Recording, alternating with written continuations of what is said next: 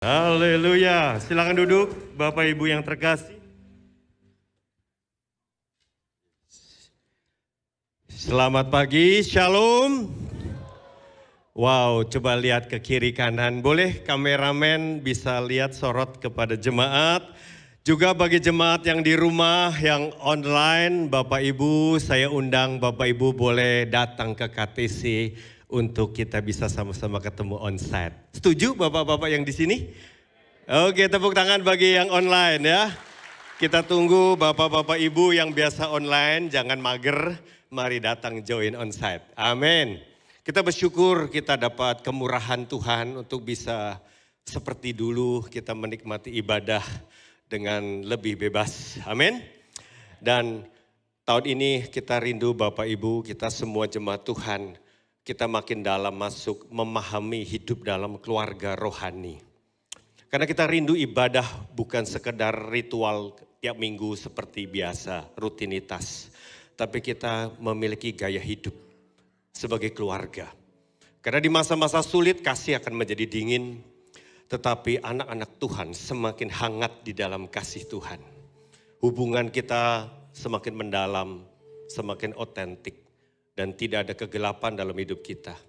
Karena kita ada dalam keluarga. Makanya Bapak Ibu, bagi Bapak Ibu yang belum tahu keluarga rohaninya itu siapa. Ya, datangi pemimpin untuk diarahkan. Bapak Ibu bisa dibapai, Bapak Ibu punya saudara rohani yang disebut kompak. Dan Bapak Ibu bertumbuh di dalamnya. Amin.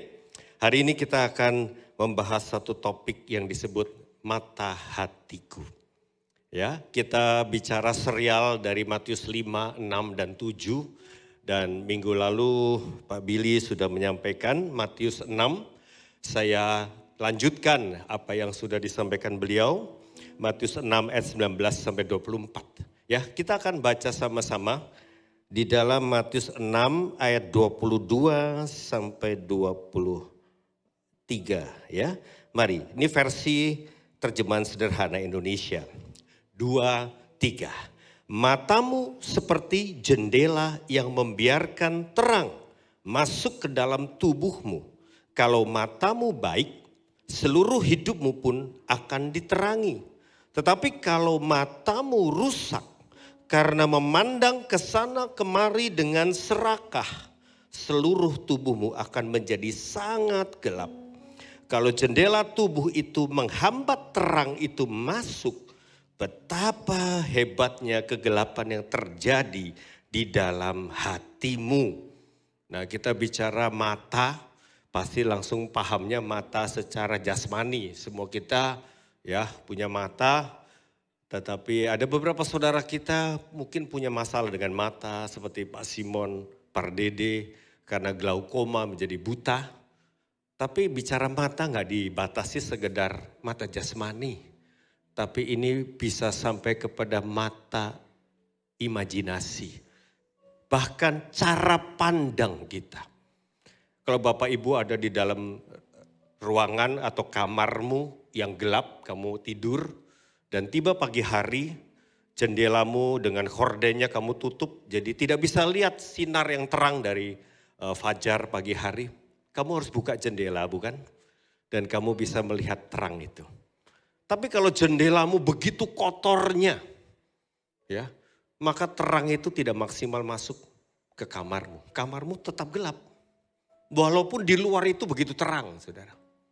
Banyak orang hidupnya tetap dalam kegelapan. Karena terang, siapa sumber terang itu? Siapa Bapak Ibu sumber terang yang sejati? Kristus, Tuhan sendiri. Di mana kita cari terang yang sejati itu? Firman. Ketika terang firman itu, yang jelas eksis ada di dunia ini. Tetapi cara pandang kita, mata kita begitu kabur. Karena apa? Dikatakan di sini, kamu kesana kemari cari-cari dengan serakah. Ya, jadi kalau ada mata baik, ada mata rusak di ayat ini disebut. Mata baik, kalau kita ini matanya, hatinya jernih, bersih, murni, suci. Maka mata kita dengan terang itu nggak ada kendala. Terang itu maksimal. 100% masuk ke hati kita. Karena cara pandang kita sama dengan sumber terang itu. Tidak ada kendala, tidak ada hambatan. Sehingga sungguh kita menerima terang itu dan seluruh hidup kita. Ya seperti jendela itu bisa menerima sinar itu masuk. Menerangi seluruh kamar itu atau hidup kita saudara. Tapi kalau matamu rusak, bisa kabur, bisa kotor, ya bisa ya tidak bersih, tidak murni. Karena ada hal-hal yang kau simpan di hatimu. Sehingga matamu tidak bisa menerima terang. Kau dengar firman kau gak bisa terima. Banyak pertentangan. Banyak yang di dalam hati melawan firman. Ah mana bisa sih. Ah firman teori aja. Kenyataannya aku gak ngalami kok. Banyak pertentangan.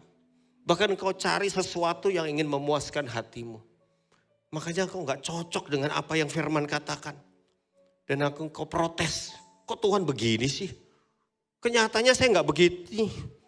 Waduh, engkau tidak bisa menerima terang itu dan hidupmu semakin gelap. Dikatakan betapa hebatnya kegelapan itu saudara. Nah hari ini saudara, mari saya mau kita benar-benar membersihkan mata hati kita masing-masing. Amin. Ya, coba senggol sebelahnya, udah jernih atau masih burem Pak? Ya, kalau burem bahaya saudara. Kalau burem mata jasmani ya mungkin salah kacamatanya saudara. Atau perlu pakai kacamata atau periksa dokter mata saudara ya. Ya.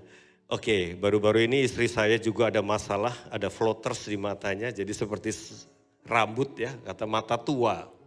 Ada orang mungkin mulai katarak, mulai kabur matanya saudara.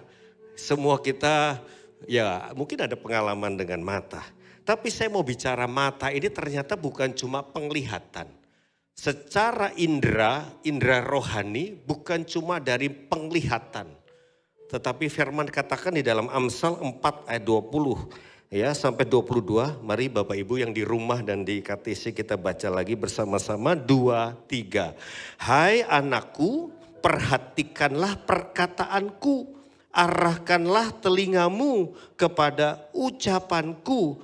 Janganlah semuanya itu menjauh dari matamu. Simpanlah itu di lubuk hatimu. Karena itulah yang menjadi kehidupan bagi mereka yang mendapatkannya. Dan kesembuhan bagi seluruh tubuh mereka. Jadi dikatakan perhatikanlah perkataanku, firmanku. Jadi Bapak Ibu yang terkasih, kita tidak bisa menggantikan firman dengan apapun juga. Kadang kita mengandalkan orang.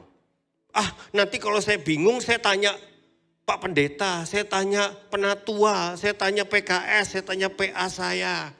Tapi engkau sendiri gak baca firman.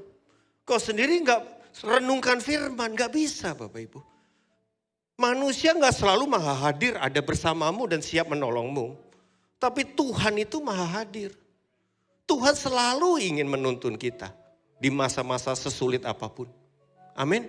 Kalau kita dengan Tuhan, dengan firman kita nggak dekat, nggak bersekutu, nggak diisi oleh firman. Seperti tadi, terang aja nggak masuk. Karena kita nggak cari terang, saudara. Ya hidupmu betapa gelap Bapak Ibu.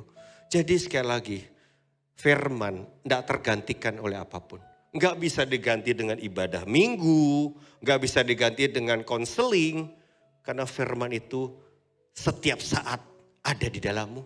Kalau itu tidak ada, betapa bahayanya hidup kita. Amin, Bapak Ibu. Ya, senggol sebelahnya, makanya cinta firman enggak? Kita harus cinta firman.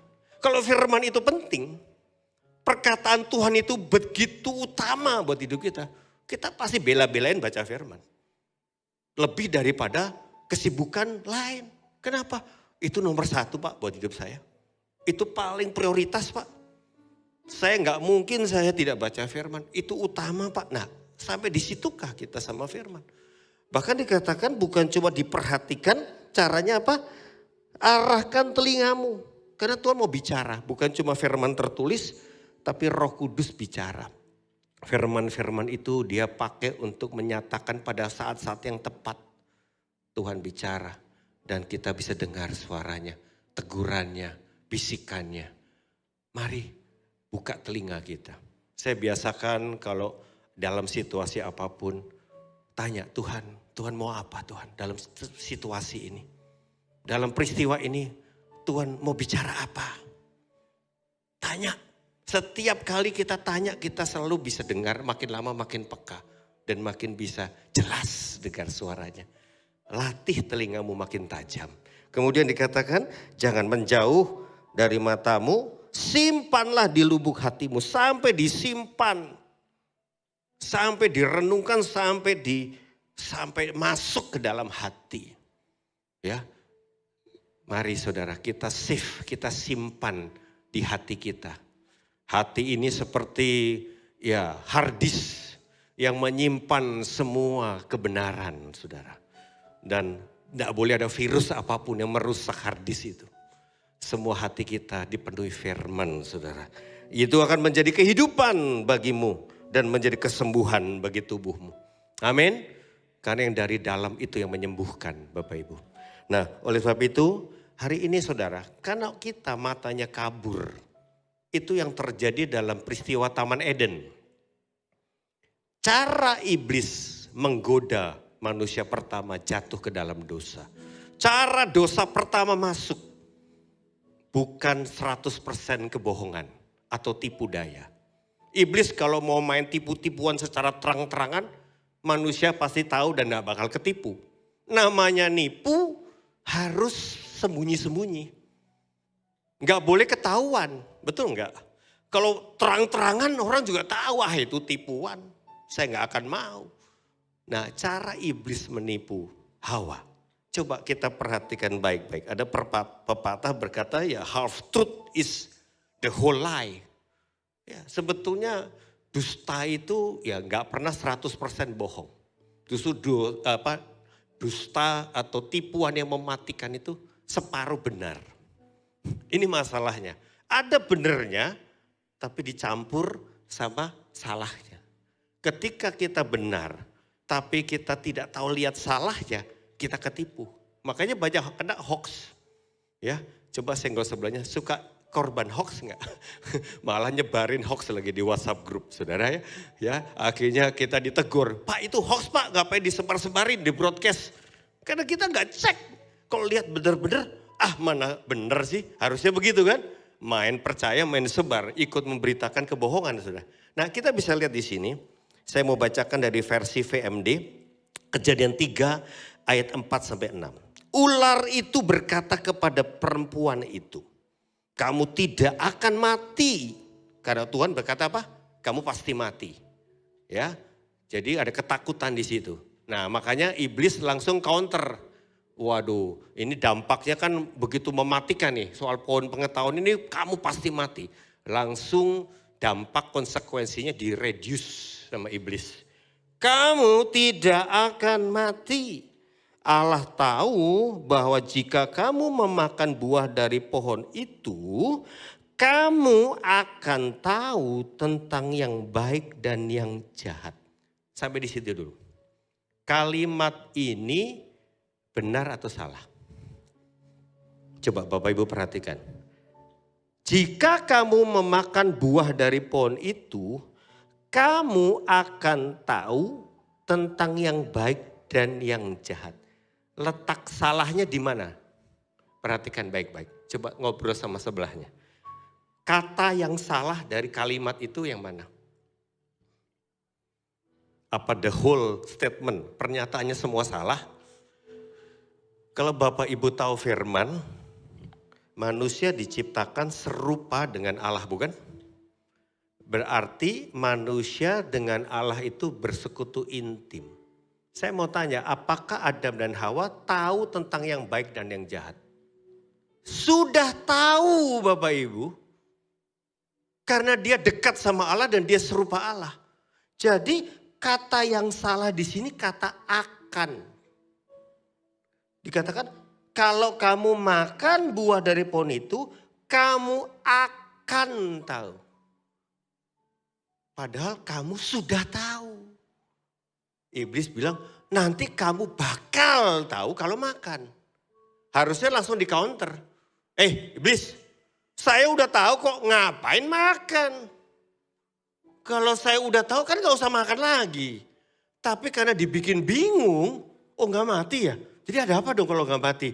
Jadi iblis ingin Hawa tidak percaya sama Tuhan. Waduh, Tuhan bohongin aku dong ya. Kok gitu, yang salah di mana? Jadi itu toh kalau aku makan aku jadi dapat akibat yang bagus, yaitu aku akan tahu. Bingung, padahal kalau sudah dari awal langsung kritis, langsung aku sudah tahu kok, ngapain akan tahu. Kemudian berikutnya, kalimat berikutnya. Dan kemudian kamu menjadi seperti Allah. Yang salah di mana? Kata yang salah ya. Kemudiannya. Kemudian kalau kamu makan, kamu akan menjadi seperti Allah. Padahal sudah serupa dengan Allah. Berarti gak perlu lagi makan. Tapi iblis berkata, itu nanti kamu kemudian nanti jadi seperti Allah. Sekali lagi half truth. Ada benernya, cuma ada kata yang dimasukin salah. Satu kata aja mematikan, saudara.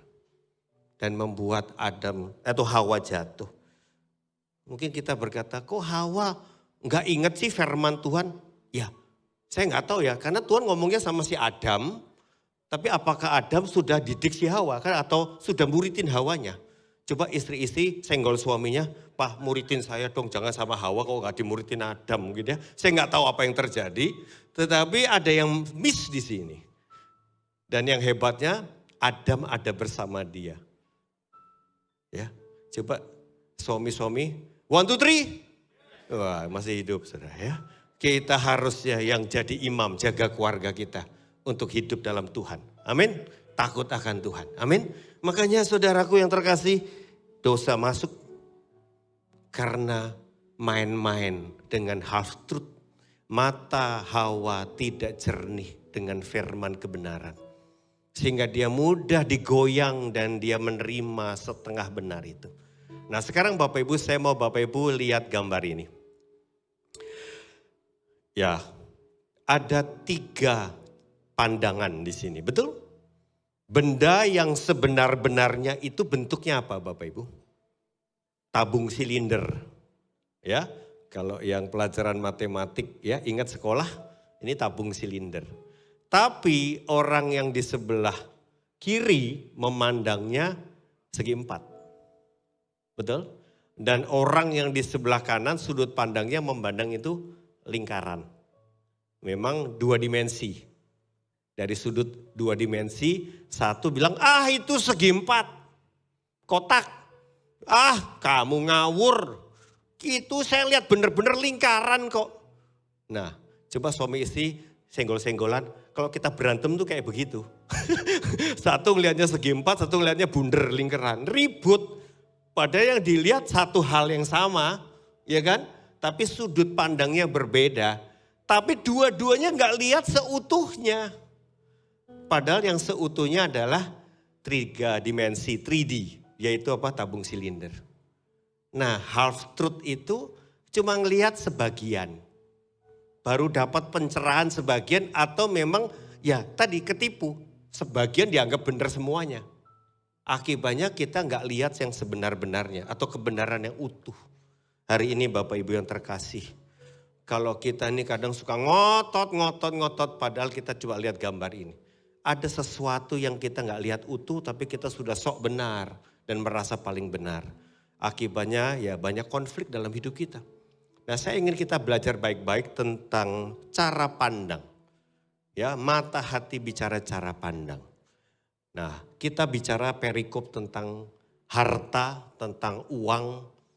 Saya mau kita kritis dengan hal ini. Ada 3 cara pandang secara umum orang melihatnya.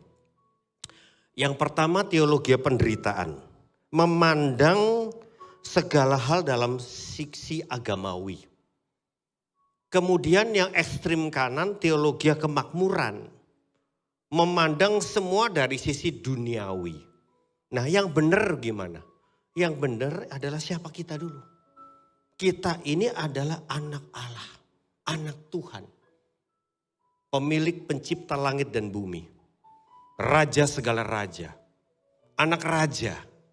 Tetapi ada catatan lagi.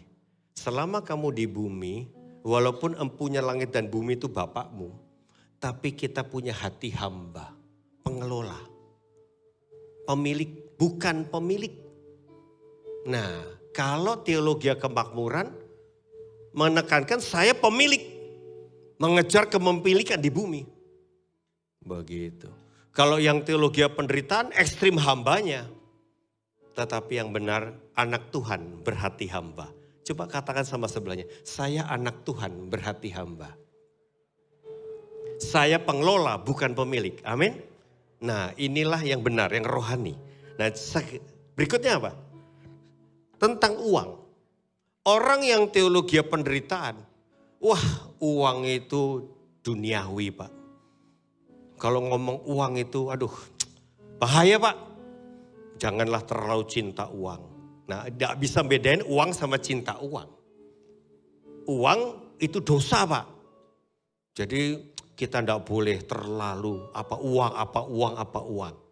Akibatnya ya kita tidak mau pusing soal uang. Ya, uang itu duniawi.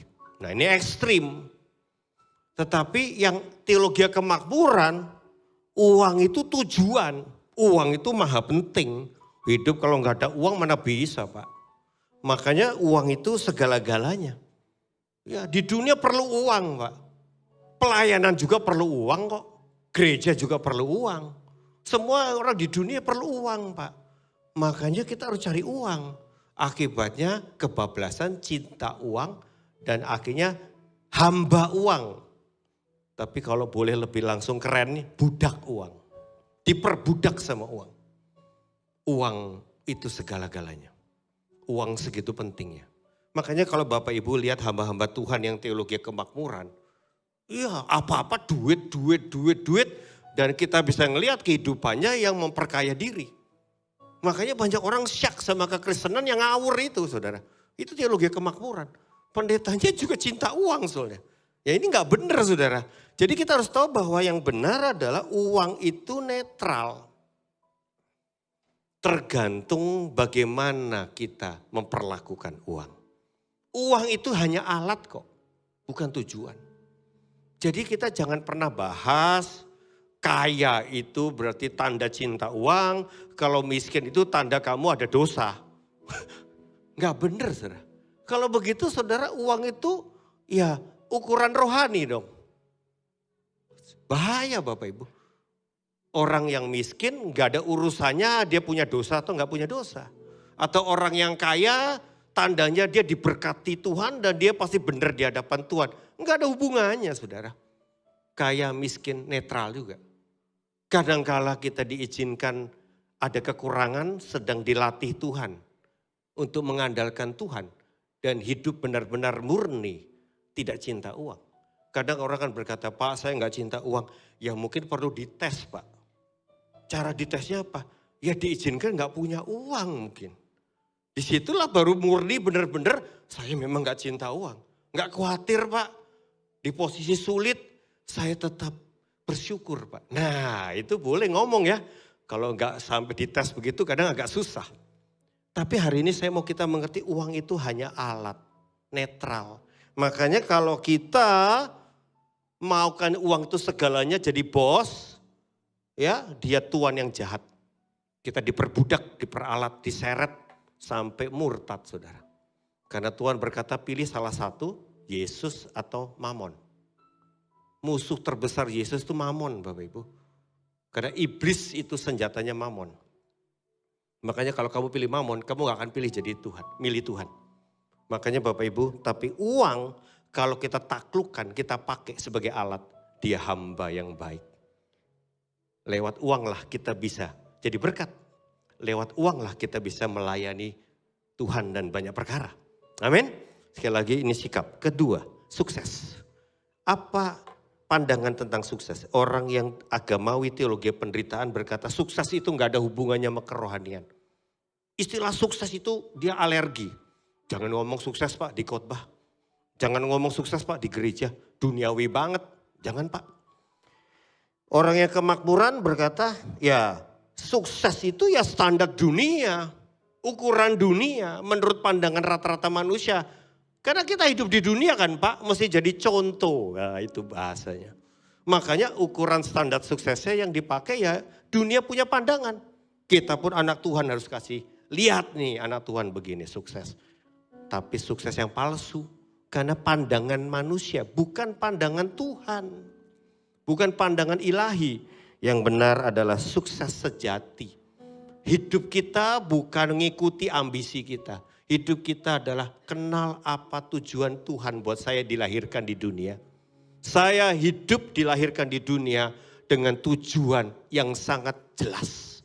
Tuhan punya panggilan setiap Bapak Ibu. Secara unik, secara pasti. Coba beritahu sebelahnya, saya mesti kenal Tuhan maunya apa buat saya. Kasih tahu sebelahnya.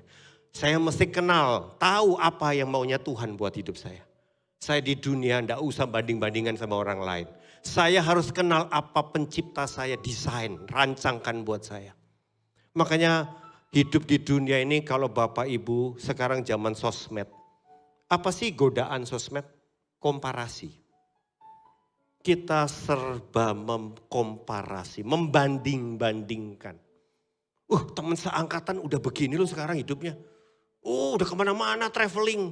Udah punya ini, punya itu. Karena suka matching di sosmednya, postingnya. Dia bisa apa dan kemana dan apa. Waduh, kita belum apa-apa, teman sekelas. Dulu pada brengsek loh, tapi sekarang kok lebih diberkati, lebih sukses. Komparasi. Akhirnya kehilangan jati diri. Kau gak kenal dirimu sendiri. Kau ingin jadi orang lain. Orang bisa gini, bisa gitu, punya ini, punya itu. Goyang saudara. Padahal kalau setiap kita fix fokus sama Tuhan. Mata hati bicara single eye. Fokus, hanya Tuhan yang aku dengar. Hanya Tuhan yang mau aku lihat. Tuhan maunya apa buat saya. Kenali siapa engkau. Makanya engkau terima dirimu seperti Tuhan terima engkau. Engkau jadi orang yang sukses menurut Tuhan. Panggilan Tuhan buat engkau pribadi apa. Nggak usah iri hati sama orang lain. Nggak usah komparasi sama siapapun. Kenal apa yang Tuhan mau buat engkau. Dan genapi selama di dunia ini. Sampai akhirnya ketika engkau di akhir hayatmu bisa berkata. Finishing well. Sudah selesai Tuhan. Aku siap ketemu Bapa di sorga. Amin. Amin. Coba bayangkan saudara.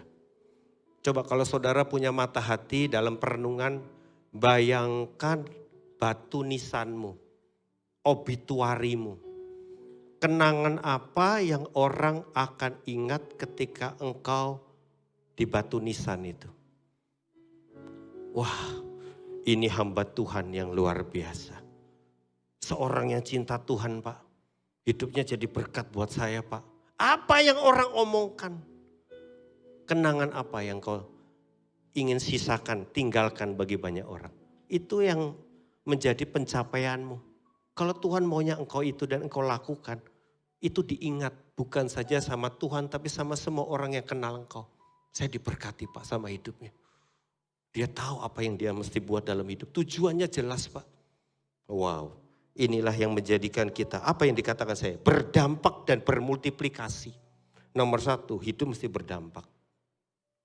Bapak Ibu, kita didesain jadi garam dan terang dunia. Dampak apa yang kita buat dalam hidup? Ini penting.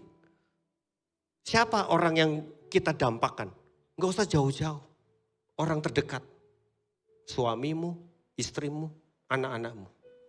Itu orang yang langsung merasakan dampak terdekat. Ya, orang sehari-hari yang tinggal di rumah. Ya, kemudian ya keluarga lain, kakak, adik, saudara-saudara yang memang dekat. Sahabat-sahabat, teman. Itu yang kenal engkau. Dan dia bisa merasakan dampak hidupmu. Dampak apa Bapak Ibu? Dampak yang baik atau dampak yang buruk? Wah ini dia saudara. Gak usah banyak-banyak kita bicara, itu nyata. Apalagi nanti kita udah main, waduh kita sudah tampil di publik, kita punya sosmed. Itu dampak lebih luas lagi. Orang lihat apa yang kita posting. Orang lihat kita di YouTube bicara apa. Nah itu dampak lebih besar lagi Bapak Ibu. Sekali lagi, apa yang kau mau tabur, kamu tuai. Apa yang kita tabur, kita tuai. Kita mau sungguh-sungguh berdampak dan bermultiplikasi. Artinya apa? Dari hidup kita ada orang-orang yang diubahkan. Dipertobatkan, dipulihkan, keluarga kita dipulihkan, saudara dipulihkan, sahabat dipulihkan, teman-teman yang dulu nakal sama-sama dipertobatkan, dipulihkan, bermultiplikasi. Ya, amin. Dan yang terakhir adalah standar target kita. Orang yang agamawi penderitaan, targetnya menderita di dunia supaya layak di sorga. Ya, dia mau menderita di dunia karena nanti Pak di sorga baru seneng Pak. Saudara, ini ngawur juga. Saudara. Ini half truth. Kesannya benar. Tapi Tuhan gak desain kita begitu, saudara. Tuhan kita gak sejahat itu dan berpikir seperti itu, saudara. Itu kebablasan agamawi dan itu bukan rohani, saudara. Yang duniawi apa berkata, saya mau hidup di dunia itu nyaman, enjoy life Pak. Kaya dan makmur di bumi ini Pak. Kalau nggak didesain jadi berkat dengan lewat kekayaan, tujuanmu tujuan duniawi. Tujuanmu ini untuk kepentingan dirimu. Kesannya nanti bisa banyak nolong orang Pak. Tapi jujur di dalam lubuk hati, untuk dirimu bukan. Nah ini yang bahaya saudara. Tapi Tuhan mau kita setia dan taat di dunia. Itu akan berdampak pada pahala kekal. Ada mahkota di sorga yang disediakan bagimu. Mahkota kehidupan. Betul saudara? Coba katakan sama diri masing-masing. Saya mau setia dan taat. 2, 3. Saya mau setia dan taat. Di dunia berdampak pada pahala kekal. Apa yang kau lakukan di bumi ini diperhitungkan oleh Bapamu di sorga. Dan itu semua dicatat. Dicatat Bapak Ibu. Apa yang jerih lelahmu tidak akan sia-sia. Semua dicatat sama Bapa di sorga. Amin. Tuhan tahu apa yang kau buat di dunia ini. Apa yang kau tabur. Mungkin ada orang gak lihat. Pemimpinmu gak lihat. Keluargamu gak lihat. Tuhan maha lihat. Dia tahu. Amin. Nah sekarang kita masuk lebih dalam saudara. Mata hati bicara cara pandang. Bagaimana Daud di masa-masa kesulitan hidupnya dia punya sikap yang benar. Yaitu tertulis dalam Kisah Para Rasul pasal kedua ayat 25. Mari kita baca bersama 2, 3. Sebab Daud berkata tentang dia. Aku senantiasa memandang kepada Tuhan karena ia berdiri di sebelah kananku. Aku tidak goyah. Wow, ternyata ini rahasianya Daud. Sampai nekat kata orang dunia. Tapi menurut Tuhan enggak nekat. Perhitungannya jelas. Karena apa? Karena Daud senantiasa memandang. Apa? Tuhan berdiri sebelah kanannya. Dan dia tidak goyah. Kalau Tuhan ada bersama dia yang lawan Goliat bukan dia tapi Tuhan. Makanya dia berani bukan nekat Bapak Ibu. Karena orang bilang, oh nekat kamu. Loh enggak, Tuhan bicara sama saya dan saya lakukan bersama Tuhan. Makanya saya gak takut. Dalam situasi apapun. Bapak Ibu. Makanya kalau kita cuma lihat dengan mata yang terbatas, apalagi kabur. Ngelihatnya cuma masalah. Khawatir juga Bapak Ibu. Krisis khawatir juga Bapak Ibu. Makanya kadang orang yang maaf ya. Punya masalah di mata, gangguan mata apalagi buta. Jauh lebih enjoy life. Betul nggak? Coba lihat Gus Dur. Ya, gitu aja kok repot gitu. Betul nggak Gus Dur? Nah di sini ada Pak Simon Pardede. Boleh Pak Simon maju sebentar? Ya, Pak Simon ini punya problem glaukoma sehingga dia jadi buta. Tapi saya mau tanya Pak Simon sejak buta apa dampaknya buat kerohanian Pak Simon? Silakan. Satu tadi seperti yang Kak Budi sampaikan, lebih fokus terhadap apa firman Tuhan yang dikatakan, sekali-kali aku tidak akan pernah meninggalkan kamu ataupun membiarkan kamu. Dan untuk menghadapi segala sesuatu apapun hidup, lebih berserah. Karena yang dikatakan firman Tuhan itu juga bahwa serahkanlah khawatirmu kepada Tuhan karena yang memelihara hidupmu. Amin. Itu saya sangat sungguh rasakan. Karena mungkin seperti yang Kak Budi sampaikan di usia 1-40 saya bisa melihat seperti Bapak dan Ibu. Tapi dengan kondisi ini bukan mengatakan saya mata jasmani tidak penting. Tapi dengan melihat mata rohani ini hanya ada saya dengan Tuhan. Jadi setiap apapun yang disampaikan melalui kebenaran firman Tuhan, saya aminkan dan pasti saya akan mengalaminya baik hari ini maupun di kehidupan yang akan datang. Jadi kerohanian Pak Simon jauh lebih baik dibanding sebelumnya Pak ya. Amin, puji Tuhan. Amin. Tepuk tangan buat Tuhan. Haleluya. Makasih Pak Simon. Jadi Bapak Ibu yang terkasih, mata buta tidak menghalangi iman, bahkan membuat iman Pak Simon lebih lagi. Ya, jangan sampai kita yang masih diizinkan melihat ini, tapi menggunakannya buat jelalatan penuh keserakahan.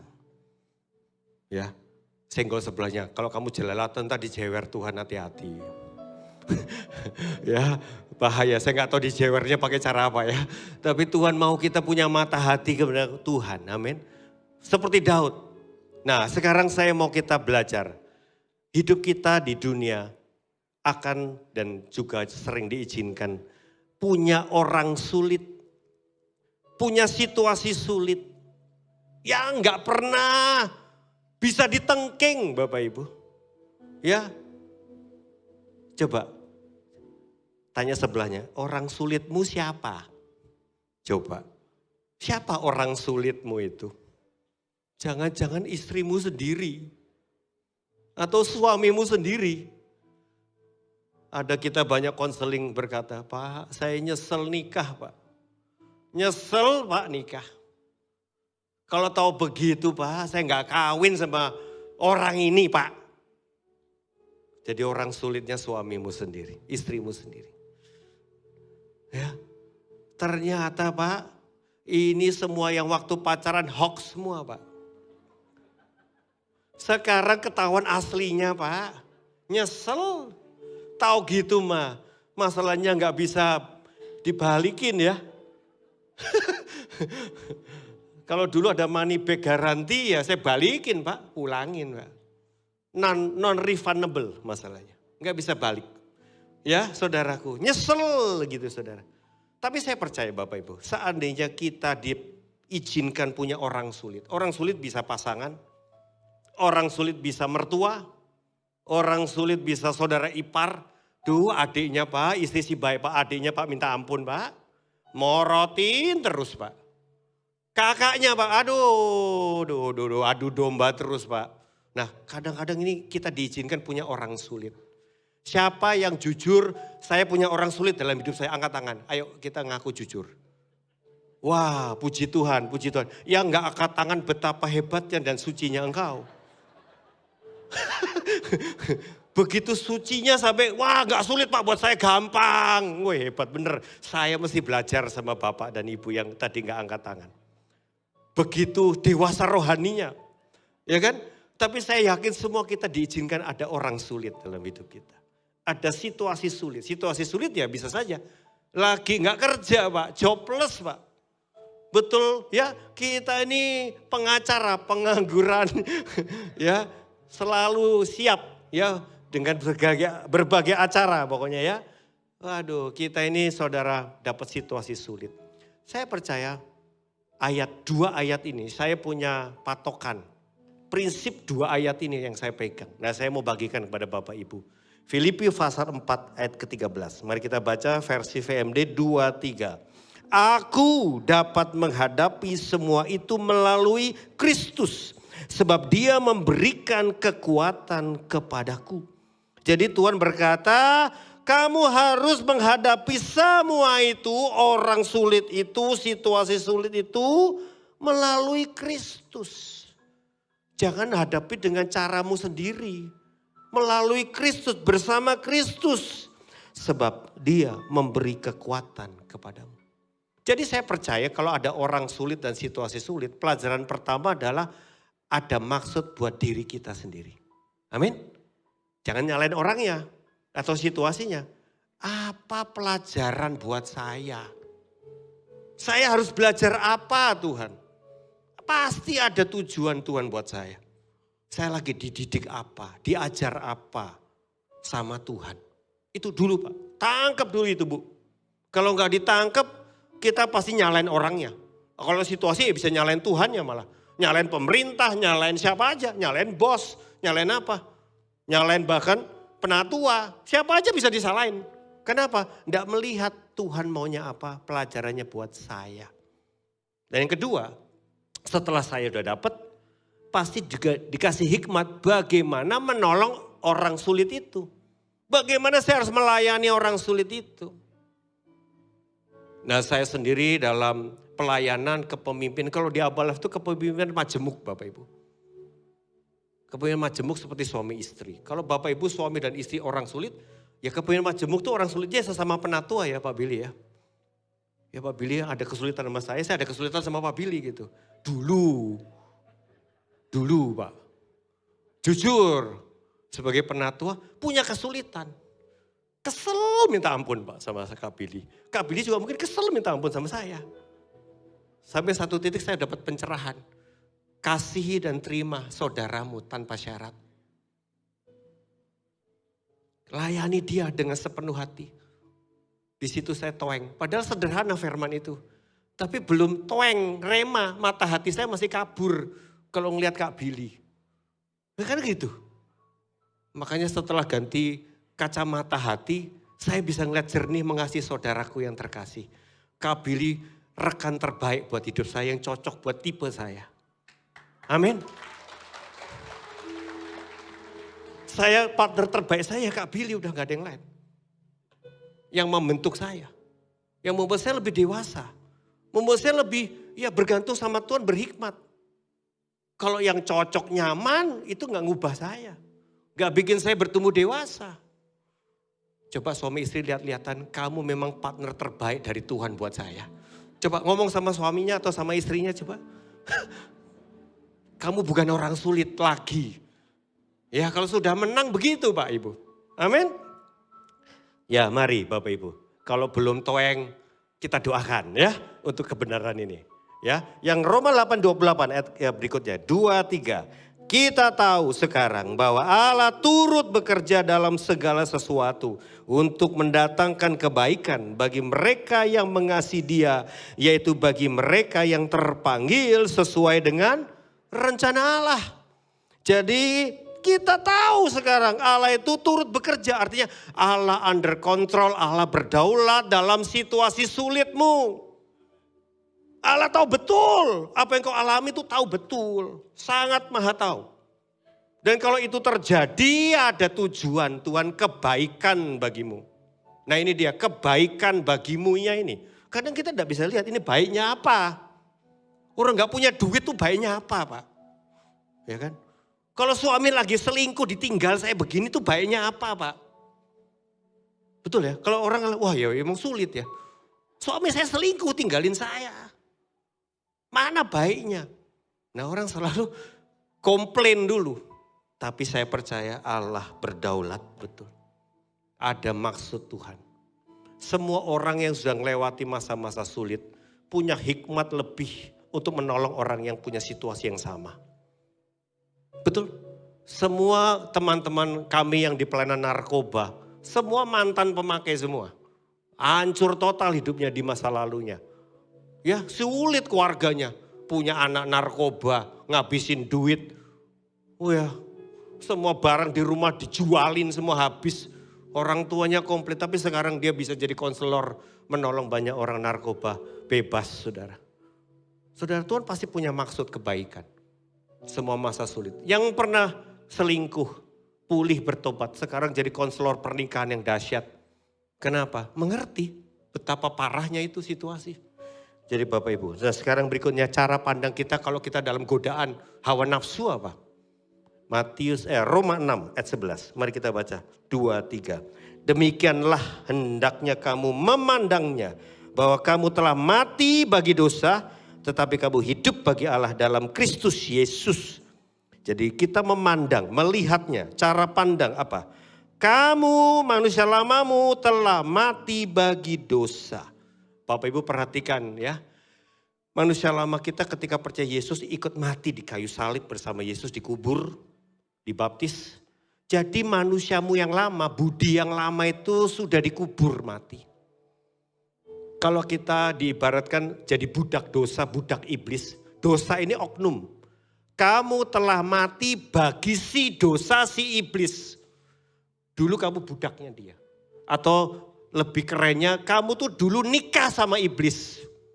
Kamu terikat sama iblis. Punya ikatan suami istri, covenant dengan iblis. Tapi kamu sudah percaya Yesus, kamu sudah mati. Ikut mati di kayu salib. Dikubur. Jadi kamu sudah mati. Orang mati tidak bisa ngikutin maunya yang hidup. Jadi kita yang udah mati gak bisa diajak-ajak iblis bikin dosa.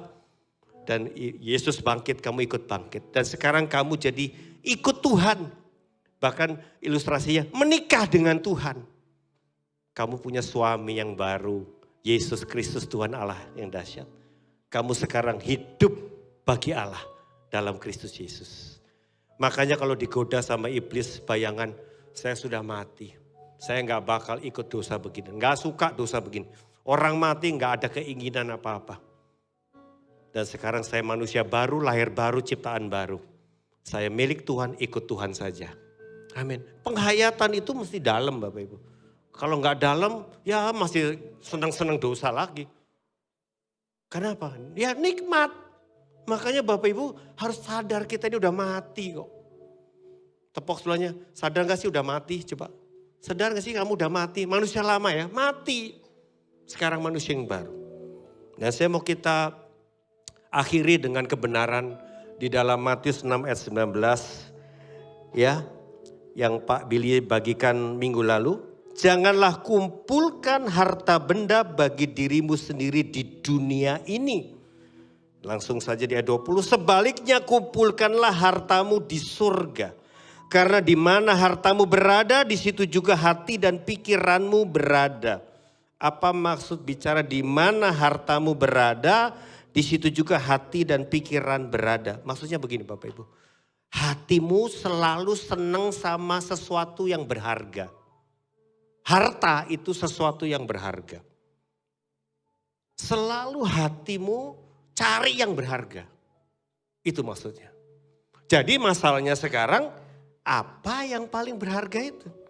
Mata hati kita selalu cari yang utama, yang penting, yang berharga. Nah Tuhan berkata kumpulkan hartamu di sorga. Artinya apa? Kita akan lihat. Yaitu semua hal yang terpenting dan berharga menurut Tuhan. Bukan menurut dunia. Jadi yang terpenting, yang benar, sejati, bukan yang palsu, yang hoax. Yang berharga, yang sejati itu versi Tuhan. Jangan versi dunia. Menurut dunia itu penting. Dunia bilang apa? Status penting Pak, reputasi penting, gengsi penting Pak. Kaya penting Pak. Itu dunia. Itu berharga. Makanya dicari semua orang. Wah, tetapi menurut Tuhan apa? Hidup dalam rencana Tuhan. Itu yang paling berharga. Terus kemudian apa yang kita lakukan, apakah bernilai kemuliaan? Ada nilai mulianya enggak? Dan dampak yang kekal. Yang di dunia ini semua fana. Sementara. Uangmu bisa habis. Inflasi, krisis, dicuri, ditipu, habis. Betul? Ini dia. Tetapi kalau kau kumpulkan semua menurut Tuhan, Tuhan empunya langit dan bumi mempercayakan kepadamu. Kita tidak akan kena inflasi. Kenapa? Semua hidup kita milik Tuhan, terserah Tuhan. Makanya hari ini Bapak Ibu, apa yang terpenting bagimu dalam hidup? Coba, itu pasti yang kau cari. Itu yang pasti kau bela-belain. Itu yang pasti kau pikirkan. Kau renungkan, kau usahakan, bela-belain habis-habisan. Apakah itu versi Tuhan atau versi kita atau versi dunia? Mari kita bangkit berdiri. Kita mau datang kepada Tuhan dan kita mau mengubah mata hati kita sesuai keinginan Tuhan. Makasih Tuhan. Kurala mana syikiara la warala mana. Kinara la mana masyikiara la mana. Engkaulah mata hatiku, terang dalam jiwaku, hingga aku dapat melihat perbuatan tangan-Mu. Amin Tuhan. Engkaulah mata hatiku, benar Tuhan. kuat dalam jiwaku. hingga aku dapat bertahan di tengah badai hidup. Kau yang ku percaya, Inikah aku Tuhan, kekuatanku ya. di dalam-Mu. Tak akan ku takut, Amin Tuhan. bersama-Mu Bapa, pelita jalanku. Bapak Ibu, pagi hari ini Tuhan mau berbicara secara pribadi buat setiap kita. Tuhan sangat maha mengenal kita. Lebih dari siapapun juga. Lebih dari suamimu, istrimu, orang tuamu, anakmu, saudaramu, sahabatmu. Dia tahu betul apa yang paling penting bagimu selama ini di dunia. Apa yang paling berharga bagimu di dunia ini. Ada di lubuk hatimu yang paling dalam. Apakah itu sesuatu yang mulia, penuh dengan terang kebenaran Tuhan? Apakah itu justru kegelapan, tipu daya iblis yang menyeret engkau? Dan Tuhan izinkan dalam hidup kita ada orang-orang yang sulit, situasi yang sulit untuk memurnikan kita, untuk mengubahkan kita. Tapi mungkin saja kita justru bereaksi yang negatif. Kita kecewa, kita marah, kita pahit, bahkan kita lari dari Tuhan, kita berbuat dosa. Mari hari ini Tuhan tilik hatiku, mata hatiku Tuhan, murnikan, jernihkan, bersihkan. Dan hanya terang Tuhan yang menyinari aku. Kalau tidak betapa gelapnya aku Tuhan. Dan kegelapan itu membuat aku tidak tahu arah, tidak tahu jalan, tidak tahu kemana lagi Tuhan. Mari saudaraku, engkau yang sedang bingung, enggak tahu mesti bagaimana dalam kondisi yang sulit ini. Hari ini datang kepada terang itu. Tuhan mau bersihkan mata hati. Ubah cara pandangmu sesuai kebenaran Tuhan. Mari kalau firman hari ini menegur engkau, taruh tangan di dadamu. Tuhan, ini aku. Aku sadari Tuhan. Mataku belum bersih jernih sepenuhnya. Mata hatiku masih ada yang kotor, masih ada yang buram. Oh Tuhan, aku sadari aku campur kebenaran-Mu dengan dunia ini. Half truth, tidak benar sepenuhnya. Aku campur dengan keegoku. Aku campur dengan segala hal-hal yang dunia tawarkan. Sehingga aku tidak sepenuhnya terima kebenaran sejati. Aku mau dimerdekakan Tuhan. Aku mau dipulihkan Tuhan. Siapa lagi saudara? Kalau engkau ditegur Tuhan, taruh tangan di dadamu. Tuhan, ini aku. Yes Lord. Tuhan jamah hati. Yes, Tuhan jamah hati. Tuhan jamah hati setiap pribadi Tuhan. Kami mau bertobat pagi ini Tuhan. Kami mau buang segala tipu daya iblis. Ular itu sedang mendatangi engkau dan membujuk engkau seperti dia datangi Hawa. Dan ingin menyeret Hawa jatuh dalam dosa. Tapi engkau tahu kebenaran berasal dari Tuhan. Tengking tolak itu semua tipu daya. Dan engkau memilih, aku mau taat sama Tuhan. Aku mau di pihak terang. Aku tidak mau diseret dalam kegelapan. Oh Tuhan, tolong aku Tuhan. Terima kasih Bapa. Terus murnikan cara pandangku. Bersihkan cara pandangku Tuhan. Terima kasih ya Tuhan, terima kasih. Saudaraku, ambil keputusan. Cari firman, renungkan firman. Cari Tuhan. Utamakan Tuhan dalam hidupmu.